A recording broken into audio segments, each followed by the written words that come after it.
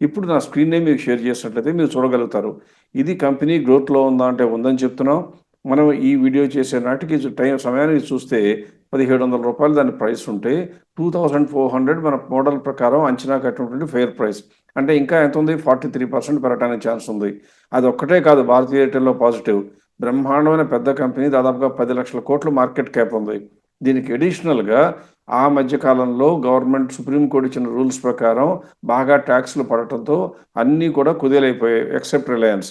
ఇప్పుడు అవన్నీ కూడా తేరుకున్నాయి కాబట్టి దీని పీఈజీ రేషియో చూస్తే 0.55. అంటే this is good for short term. This is also good for long term. ఇలా భారతీయ ఎయిర్టెల్ లాంటి పెద్ద పెద్ద కంపెనీలు 2 యాస్పెక్ట్స్‌లో కూడా మంచి అవకాశాలు కనపడటం అరుదు.